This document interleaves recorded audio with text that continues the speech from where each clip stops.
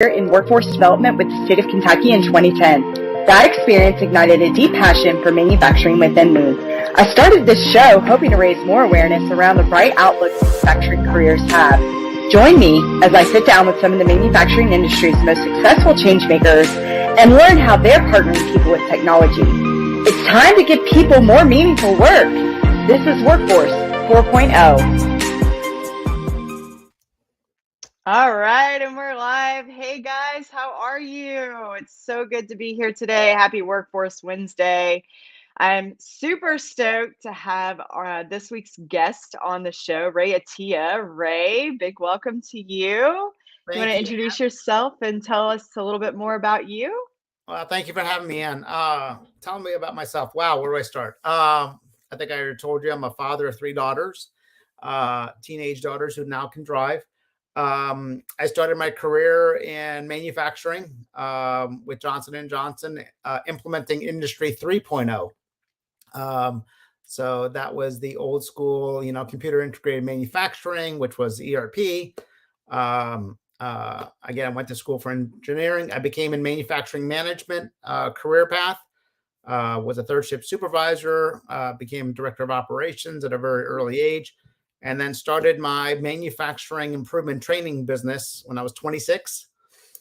Since then, I have acquired a technology business, started a manufacturing firm or a company during the Great Recession, and basically, an author of basically everything fearless to really create a fearless front line.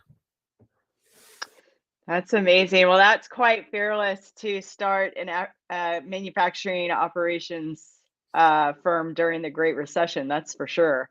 Absolutely. And for those of you joining us for the live today, we have a special show today because Ray did write a top-ranked business book called Run, Improve, Grow. I have my copy here.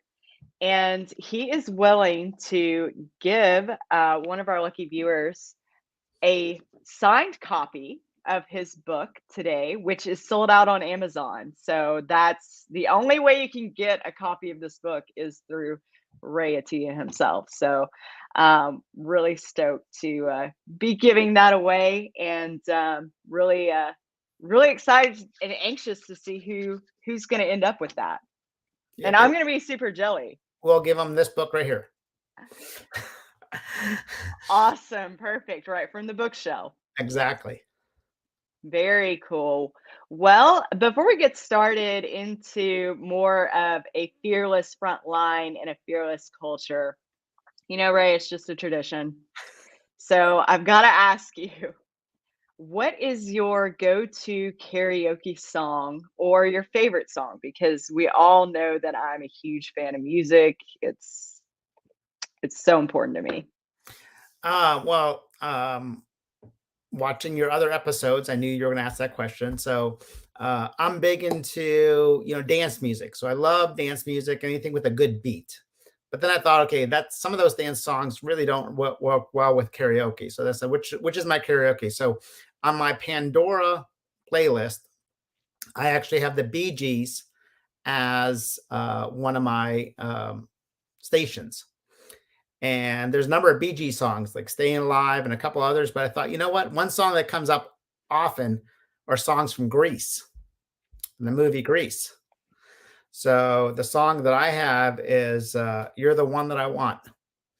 And the ending song of the movie, if you remember it, when they're at the amusement park and he comes in with his Rydell, leather sweater after running track because he really wanted the girl and he was willing to do anything he could to really roll out the red carpet, as you say, in recruiting for her. And so that would be the song I would add to my karaoke list. I love that. First of all, I'm a huge fan of Grease. I not only love the movie, but I've seen the musical on Broadway. Huge fan. And that is such a good song. I love that. I love that whole scene where they're dancing, Olivia Newton-John and John Travolta. Oh, That's awesome. You could have picked That's all a number of them, Sandy or Summer Loving or, you know, the hand Grease, jive. That's a good one. That's right. And Grease Lightning. Go Grease Lightning. I love that. I was announcing the song in the background, but I didn't know what copyright, how much we're allowed to use for copyright. So, and I'm not a very good singer, so I'll just not even try. You're the one that I want. Ooh, ooh, ooh, honey. I love that. Okay.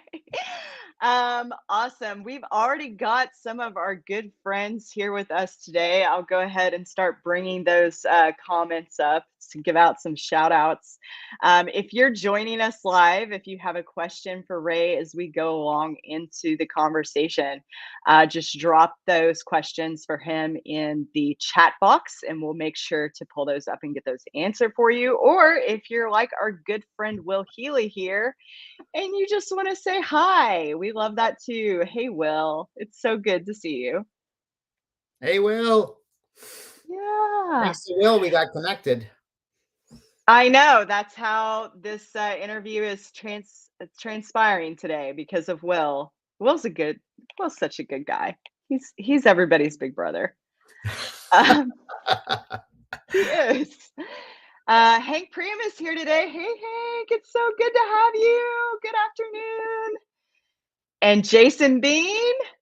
Hey, Jason, how are you? I love the concept for Jason just started a live series on Industry 4.0 about autism in manufacturing, and I love the concept behind that. So everybody that's interested listening today, go check that out as well.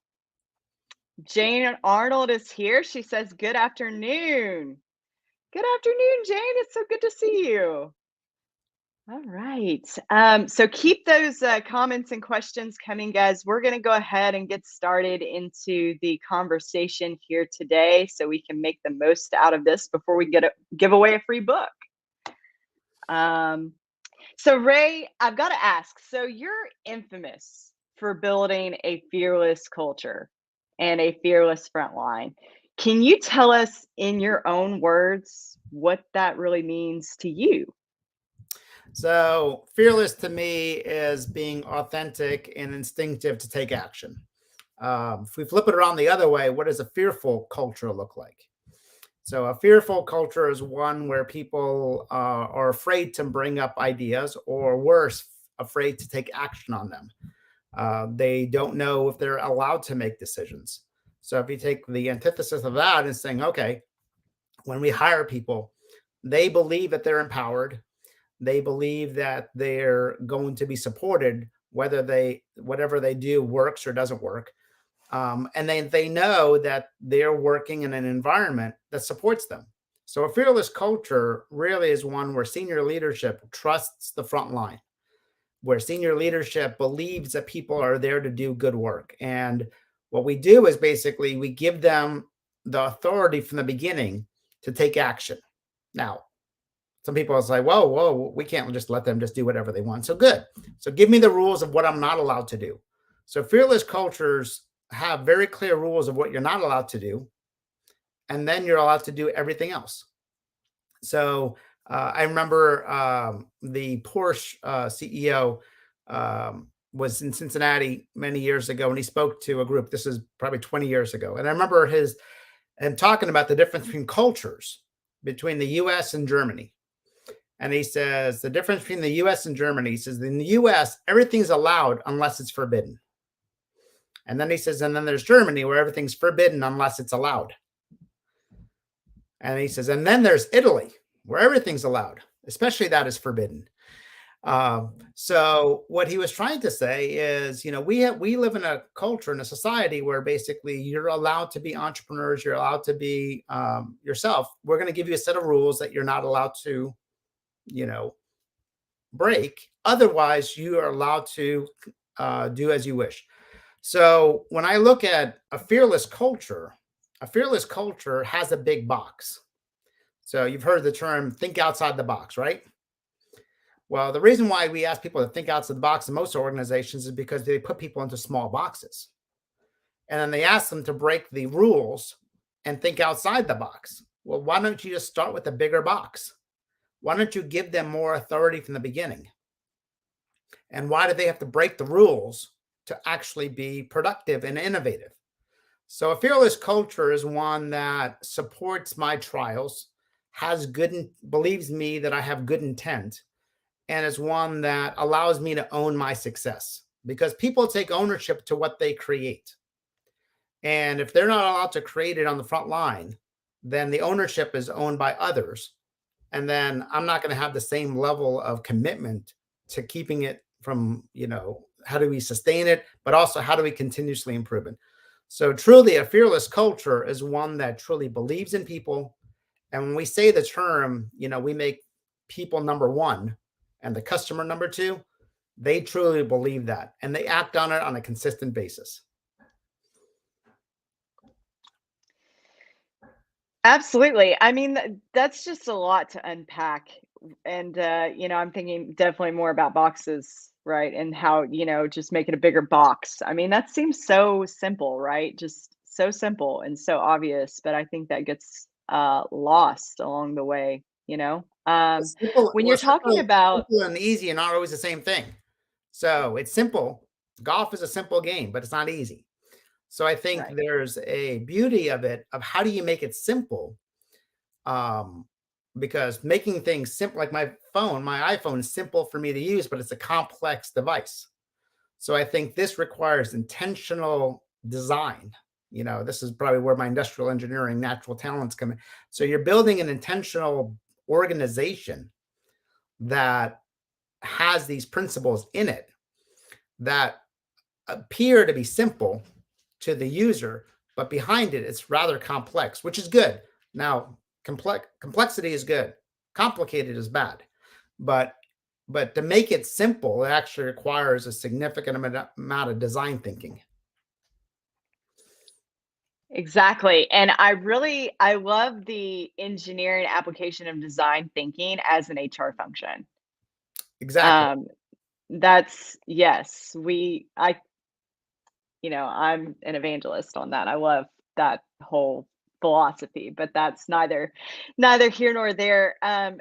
Something that you just said though that really stuck out to me was the word empowerment. We use that word so often in the industry, on this platform, LinkedIn, in other places.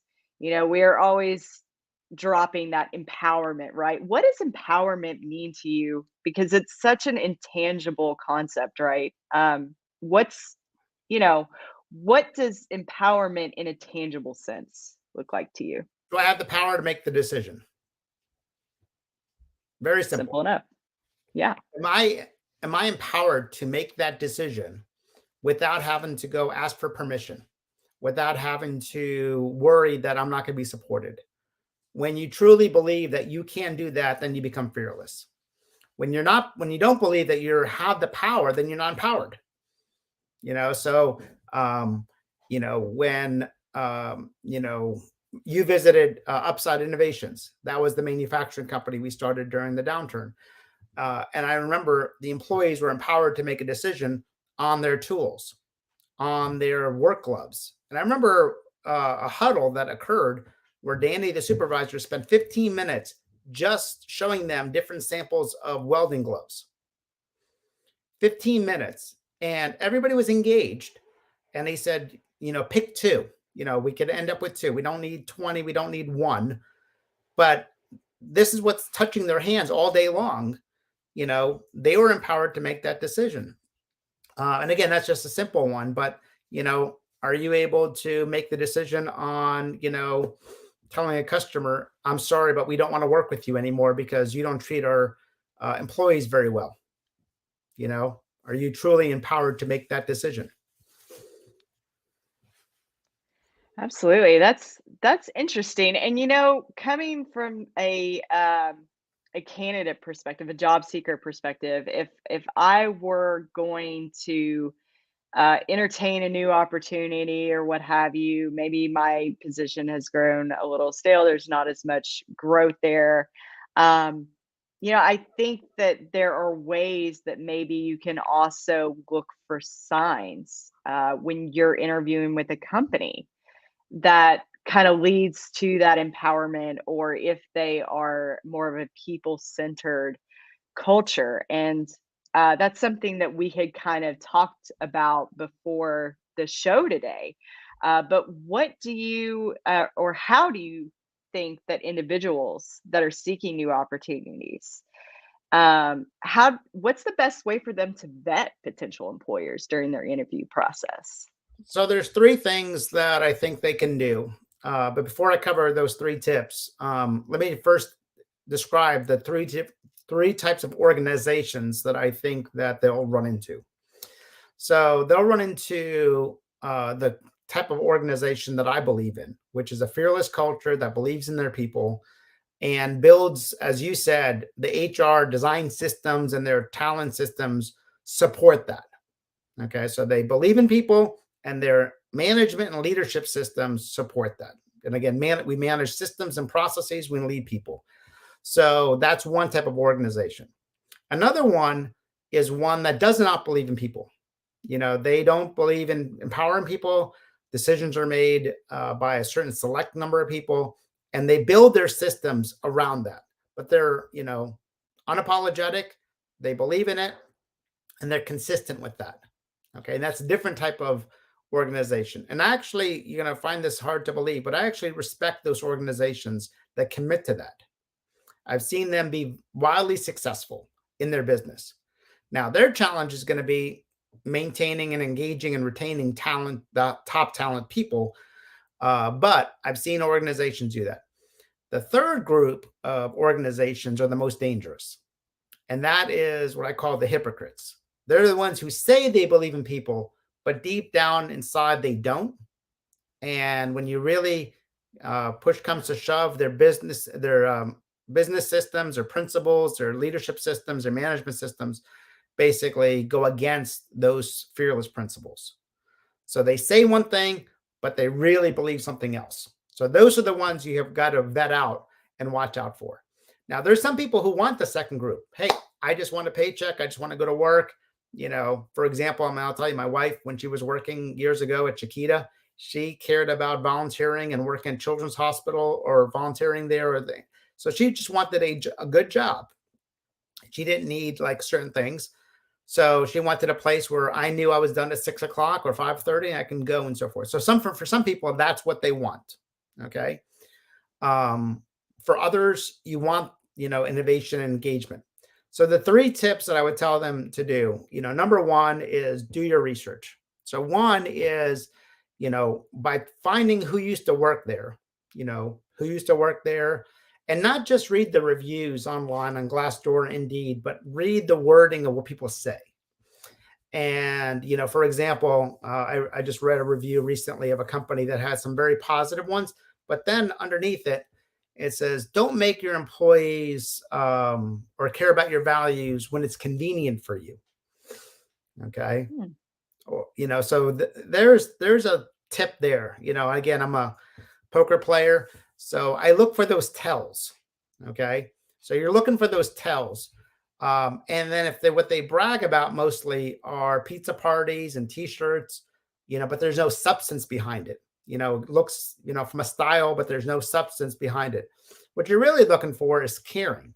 Do people, how do they feel? Are they cared about? The other one is look for evidence when you're meeting with the people and making sure that you're talking to people on the front line, not just in senior leadership.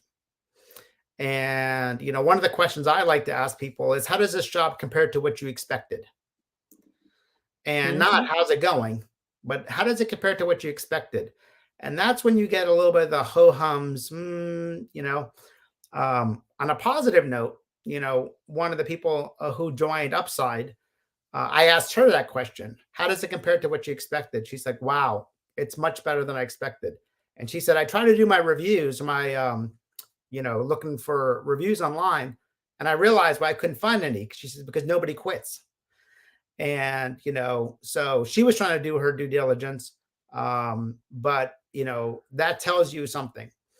And then so when you're asking those questions to the folks, is making sure you're asking the questions people who are doing the work is, what improvements would you make that would allow people to make better decisions? What decisions are you able to make here compared to other places?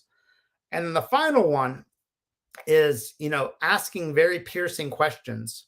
So there's lazy questions and there's piercing questions. Lazy questions: how many employees do you have? What are your goals and objectives? Piercing questions is, for example, what am I not allowed to do? And not only listen for the answer, but also listen how they respond to that answer. So what you're looking for is you're looking for their temperament. Are they like, so, at my old company, my training company, I told people there's two things you're not allowed to change. You can't adjust pricing. You can't adjust our strategy. Other than that, you're allowed to go. So I was very clear with what you're not allowed to do. Now, you could be part of those discussions, but you can't just do them, on your own. But they were clear that everything else they're allowed to do. And then that gives some clear-cut boundaries, right? It was a big box. People know what to expect, right? No, there's some people who could not work in that big box because they like to have a smaller box and so forth. So there's some people who actually struggled with that big box because they like the, very structured and very, defined. So those would be the three things I would say is basically, research ahead of time, talk to the people who are doing the work, your own due diligence, but ask piercing questions and don't just listen to the answer, but listen to the, the way that they answer and then ask for evidence. Give me an example of where somebody made a mistake and how was that supported? Because you're looking for an organization that wants to experiment and try. That's what I mean. Right. Right now, what organizations are competing on isn't who has the best knowledge or the best people. It's how fast are we learning. So it's a rate at which we're learning that makes the organization successful in the future. I mean, you've got people who talk about growth mindset. You got a fixed mindset and a growth mindset. And it's amazing when you talk to people who say they want a growth mindset and then you challenge them with something and they quickly shut down and say, nope, what we're doing is working. All right. Back to that third group of people who say one thing, but actually believe something else. Right. It's all about consistency too. Correct. And they believe in people. So when there's nobody in the room other than senior leaders, how do they talk about the front line? Do they talk with respect and dignity and honor?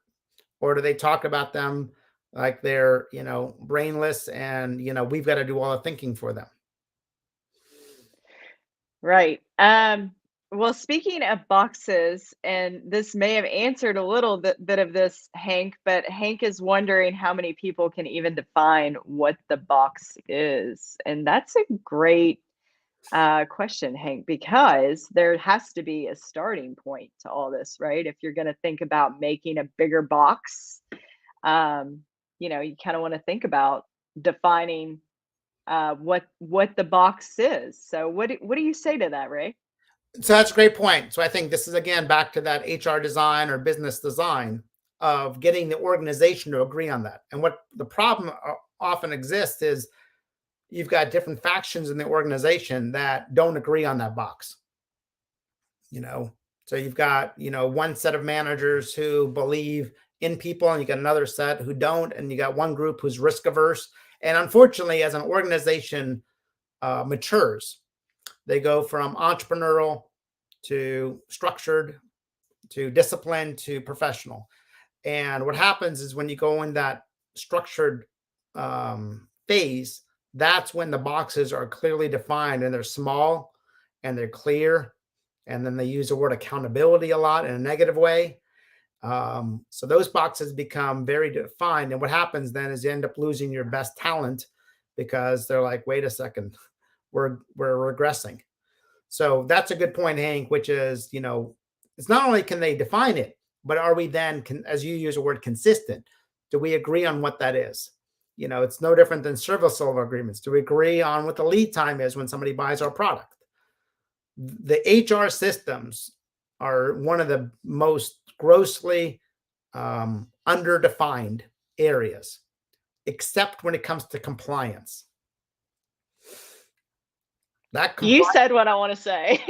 You said what I want to say, but can't.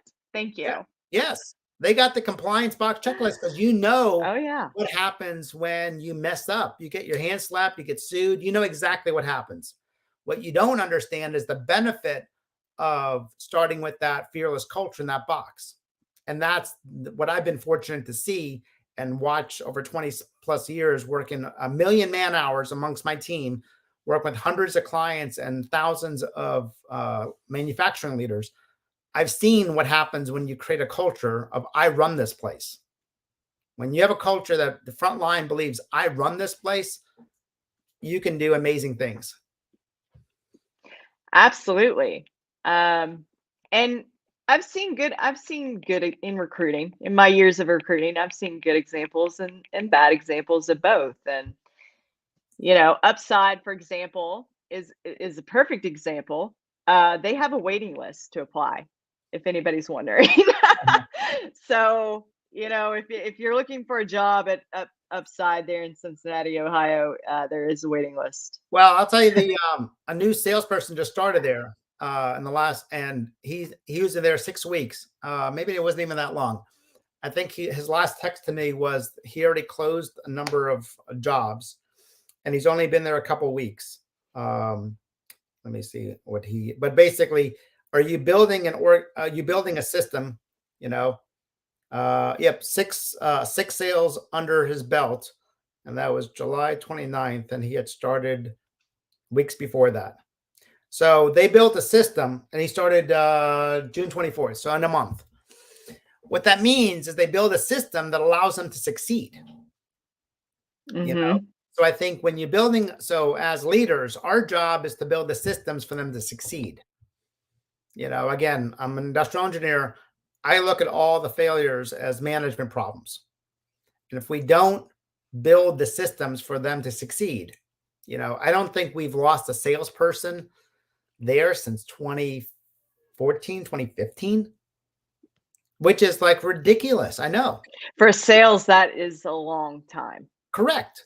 Because that's a long time. Well, also because the operations delivers, So again, you don't look bad. You can make and deliver on bold promises, chapter 5, 6 of the book, right? Make and deliver on bold promises. And one of the best, for most companies or manufacturers, they're B2B.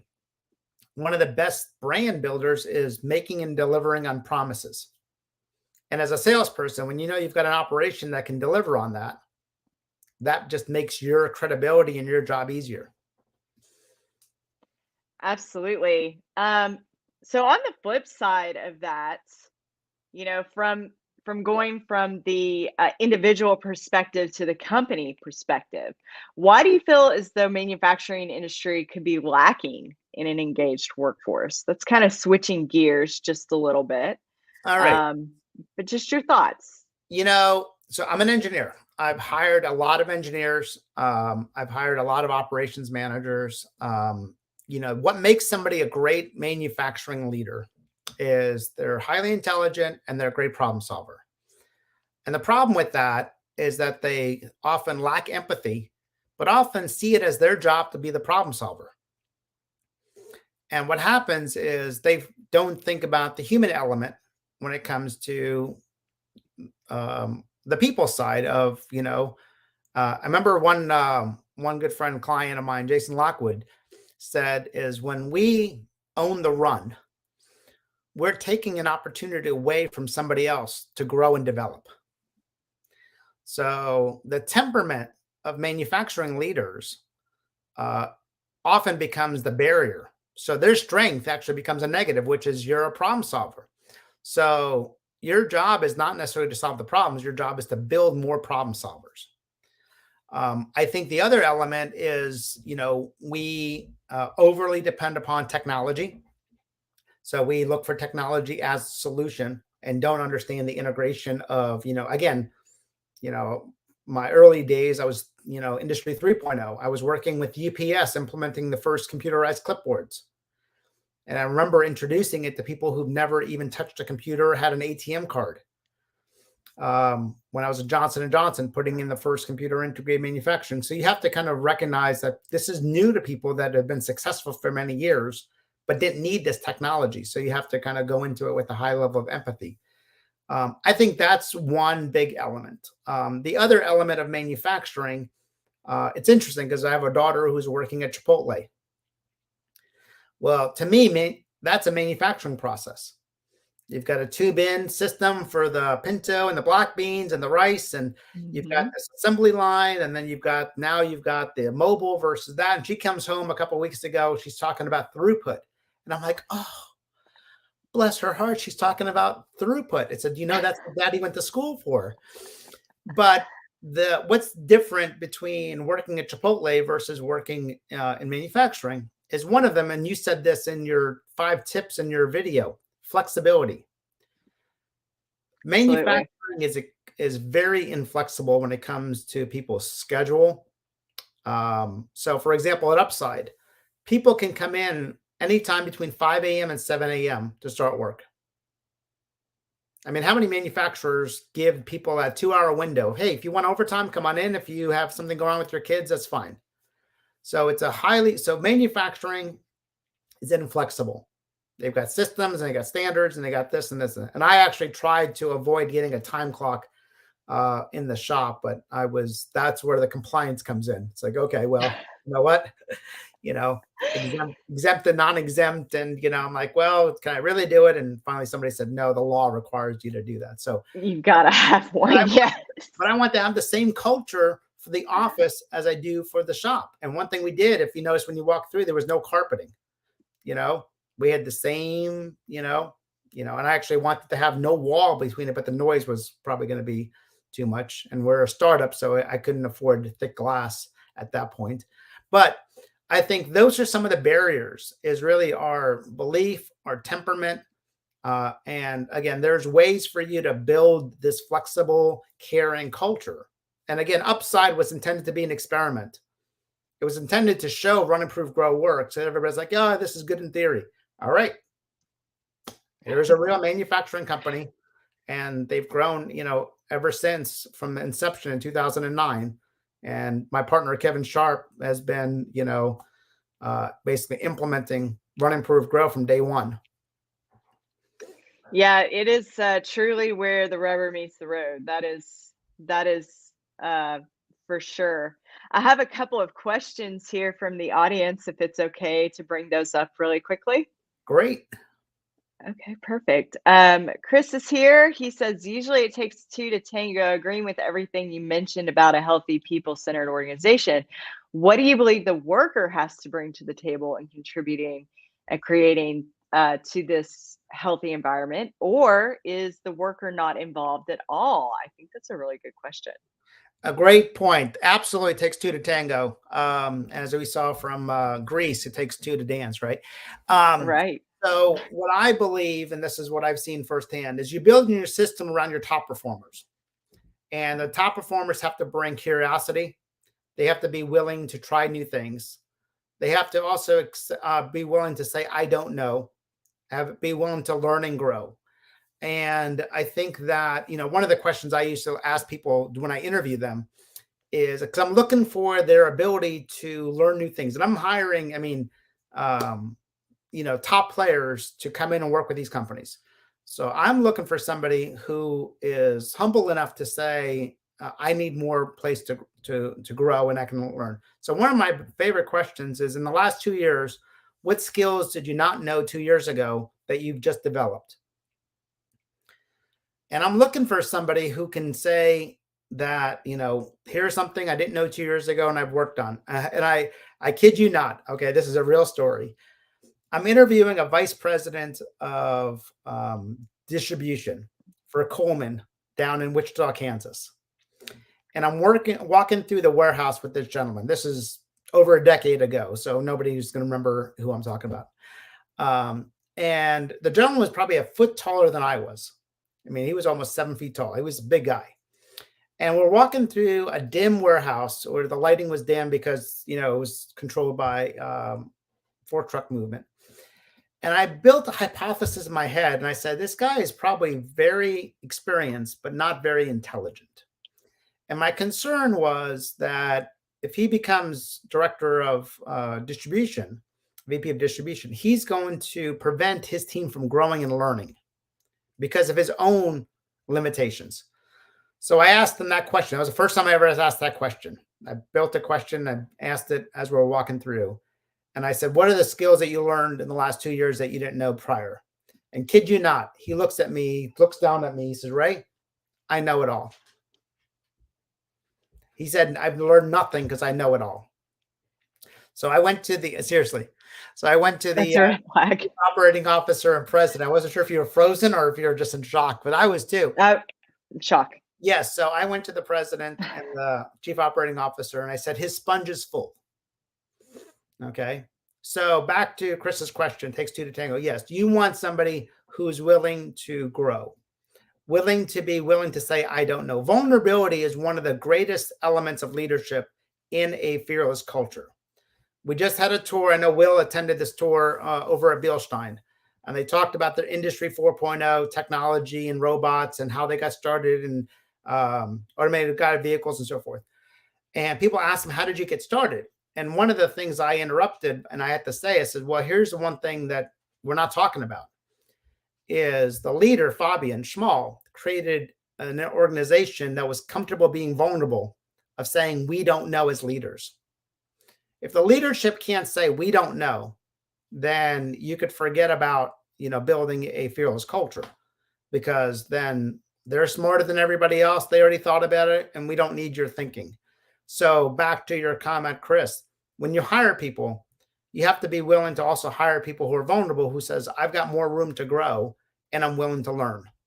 And my way may not be the best way. And by the way, Run, Improve, Grow is over 200 companies connected together. It's taking the best out of this one and the best out of this one and the best out of the one. Had a great innovation, one had a great, culture, one had a great systems, one had great strategies, and you put them together. It says, this is what a complete system looks like. So it's not Ray, it's multiple companies together that collaborated on this together over 20 plus years. Absolutely. Rhiannon has a question about safety. How do you think safety for mistake making enters into this? It seems related to the compliance issue. I think it's related. What do you think, Ray? It is. I'll tell you. So safety is a value, not a priority. So at Upside, we made safety a value because priorities change, but values don't. So when you make safety and the care of the employees, so when you talk about it in your employee manuals, you don't talk about safety rules. You talk about the fact that when people come to work, we want them to return home the same way they came to work. So when I explain, why do we have to have, drug tests? Why do we have to have the safety shoes? Why do we have to have this? We explain it through a story that explains why we care about our people. Why do we care? I mean, everybody coming here is a mom and a dad or a sister or brother or son or daughter. We want them to return home. So when, we know that everybody around us is safe, whether it's the curtains or the, and so forth. And also, at Bilstein, for example, when they built their Industry 4.0, safety was a huge part of that because it was kind of almost part of the DNA. One of the challenges for manufacturing is, moms look at, manufacturing and say it's not safe. I'll tell you right now, my wife is telling my daughter not to work on the fryer at Chipotle because she doesn't think it's safe for her at 16 years old. So we have to show that we've factored in the safety elements. And let me show you the safety elements we put in place, because the perception of manufacturing being dirty and unsafe is still there. It's still there. And rightly so, because there are a number, 69% of manufacturers have less than 30 employees. You can walk into the most advanced ones. Yes, that's good and so forth, but that doesn't represent the majority of manufacturers. So I still think there's a long way to go to break that, especially in the smaller manufacturing companies. Excellent. Just for time's sake, I know we're already over, Ray, and I hope that's okay. You're just giving us such great information here that I'm just kind of letting it roll. So, Jane says she agrees, Ray, best way to transform operations and culture is to have your workforce at the point of impact highly engaged. That is a great segue into our final question for today, which is all about engagement and really your safety answer as well. But I named this episode The Future of Work is Fearless. Why do you think we have not taken action in making these cultural changes that could be holding us back as an industry? Or rather, in your words, why do you feel like we lack the courage to do so? So, when I look at, so one of them is power. One of them is the fear of the senior leaderships to give up that power and allow others to make decisions. Manufacturing is so well established of having standards and systems and service level agreements and drawings and fixtures and tools that it's highly controlled. And that level of control and standardization becomes the temperament of the leaders. So the leaders who've taken over those companies, the owners and the senior leaders, that's where they come from. They come from that level of control. And so for them, for many of them, they've never seen the benefit of a fearless culture. So that's one of the reasons why we built the Fearless Factory, was not to say it, but show it. Come and see it. Come and see how Danny runs the daily huddles and the employees are empowered to make these decisions. So there's a big element, which is kind of basically the power that, I have to give it up. I have to trust others. So the other piece of that is the people running those organizations, do they truly believe in people? But the bigger one, I think, is even more impactful, is they don't understand the implications of not doing it. As organizations grow, when they're small, they're incentivized to take risks. When they become larger, they're incentivized to avoid risk. So until recently, until you really, really, really have a labor challenge, it was optional. I think it's becoming more mandatory that, engagement is no longer an optional one. It's mandatory if you want to grow. The number one limiter to growth for most manufacturers, for most small businesses, is not the market opportunity. It's management capacity. And when management realizes that the more they empower, the more it liberates them, then they will do that. But they also need a proof. You're going to have, as the crossing the chasm element, you've got the early adopters, you got the visionaries, the early adopters, pragmatic, conservative, and skeptics. You're never going to win over skeptics. So forget them. Okay. You've already got, the people who are pragmatic, who says it's a good business decision. The next group is the conservative. And I think the conservative is the one who needs more proof.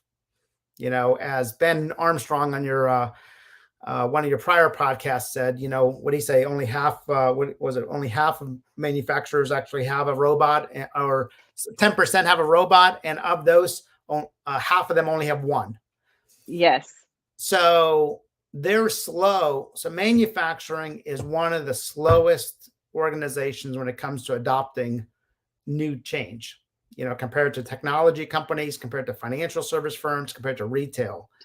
It's slow, like molasses. And the companies that can figure this out will have a competitive advantage. So I'd say to all that, it's the temperament of the leadership in most manufacturing companies. They are engineers. They need to understand it. They need to have data to support it. But they also, many of them just don't believe in the human power. Now, this is the one point I'll make here. In the book, I talk about this. Build your systems around your top performers.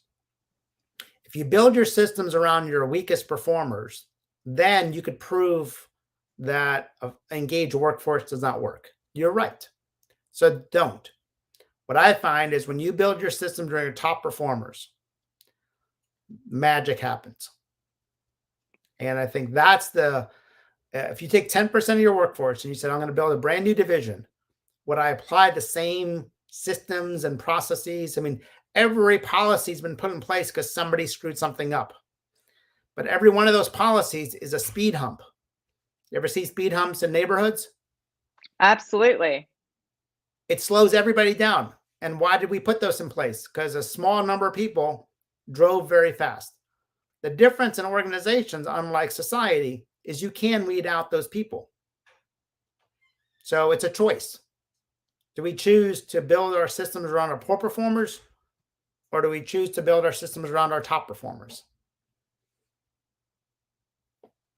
And that's the choice. I think in manufacturing, especially with the labor market being the way that it is, we're really being forced to look at right now. It's definitely the elephant in the room.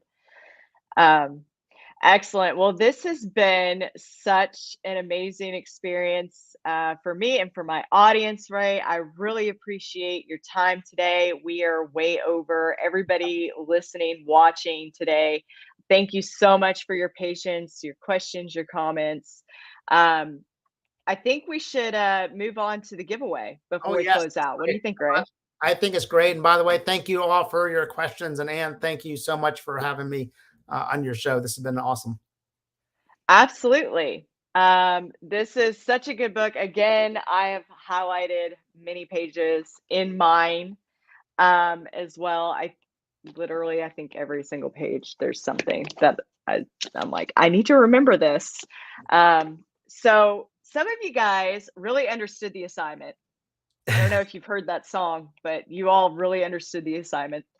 And I did go ahead and make a list of folks that had followed the rules for the giveaway.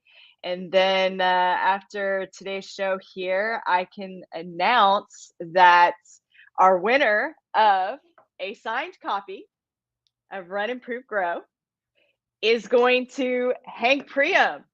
So Hank, yay! Now it's a party. So Hank, thank you so much for your support, for following the giveaway rules, and for being here today. We really appreciate it. And Ray is going to mail you a signed copy. So if you will DM me your address, or if you want to set something up where I can get that information from you, I will pass it on to Ray, and Ray will send you his signed copy from his bookshelf back there. So congratulations. Yay.